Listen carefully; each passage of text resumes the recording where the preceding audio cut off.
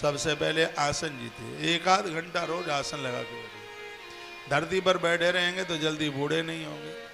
ज़्यादा कुर्सी वुर्सी पर पाँव लटका के आप बैठते हैं, इसका सीधा असर किडनी पर होता है, और किडनी जब गड़बड़ होती है तो पाँवों में सूजन आ जाती है, और पाँवों में सूजन आना और गले में से खून निकलना ये खतरे की घंटी है। कंठ में से खून निकले और पाँवों में सूजन आवे तो समझ लो अब आरबल ज्यादा नहीं है, जिंदगी ज्यादा नहीं है। इसलिए अपने आप का परिवर्तन कीजिए। मैं आपको डरा नहीं रहा हूं, मैं आयुर्वेद की किताबें पढ़ता हूं। यदि आप जमीन में बैठ सकते हैं तो जमीन में बैठने का अभ्यास कीजिए।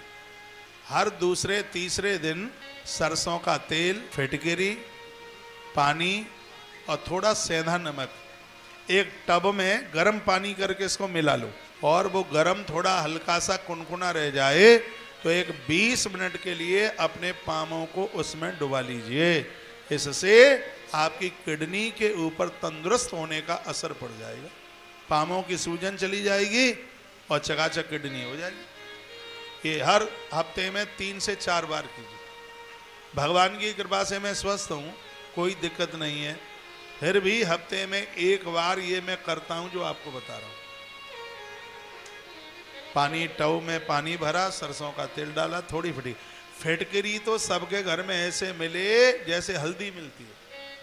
खांसी हो जाए, जुकाम हो जाए तो थोड़ी सी फिटकरी पीसिए, थोड़ा सा उसमें शहद मिलाइए, चूल्हे पर डाल के गर्म करके चाट जाओ उसको, खांसी ठीक हो जाएगी। कभी मुझे खांसी होती है तो मेरी इसी से ठीक होती है, और ऐसी होती है कि ठीक जल्दी लौट के ही नहीं आती। फिटकरी सबके घर में हो, सेंधा नमक सबके घर में हो, सरसों का तेल तो सबके घर में होता ही है। पानी गर्म करे, प्लास्टिक के टब में मत डालना, और कोई धातु का हो उसमें डाल देना। उसमें केमिकल होता है, वो छूटता है, ऐसे शरीर में इन्फेक्शन भी हो सकता है।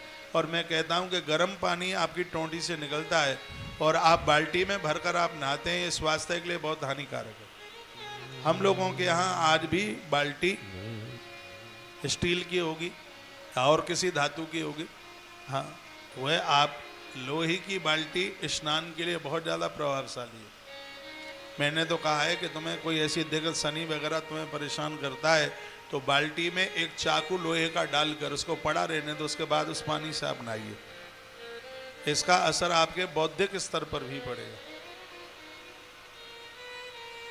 जहाँ गर्म पानी निकलता है वहाँ टोंटी प्लास्टिक की होनी ही नहीं चाहिए, इसमें बहुत केमिकल वगैरह डला होता है और वह आपके स्वास्थ्य के लिए बिल्कुल ठीक नहीं। कथा तो मैं सुना ही रहा हूँ आपको, लेकिन हमें आपके स्वास्थ्य की भी तो परवाह करनी है।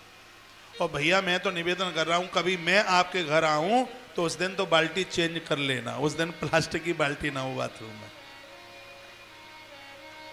आजकल तो बाल्टियाँ मिलती नहीं, सीधे नल के नीचे बैठ जाते हैं, सो चांदे खुरमंडी होती जा रही, बाल उड़ते हुए जा रहे। जैसे पूजा में मन लगा करके बैठे हो, नहाने में भी ऐसे ही मन लगा के बैठो। पिड़कुलिया स्नान नहीं, थोड़े गीत गाते रहो।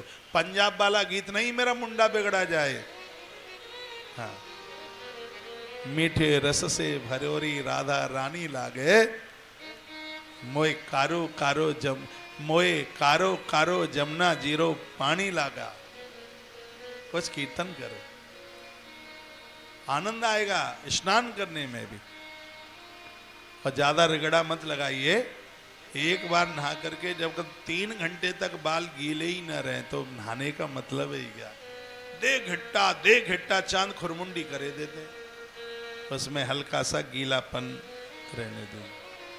सरसों का तेल लगाकर आधा घंटा लगा के छोड़ दो, फिर नहाओ, आनंद ही अलग है। हाँ, जिस दिन नदी नहाने को जा रहे हो उस दिन तेल नहीं लगाइए, हाँ, उस दिन नहीं लगाइए। एक बार जयकरा लगाइए, बोलो बांके बिहारी लाल की जय। तो जिता सनो अपना आसन जी, तो भजन और भोजन आसन लगा करके कीजिएगा। जिता श्वासो, श्वास जीतिए प्राणायाम के द्वारा। प्राणायाम ऐसे किया जाता है,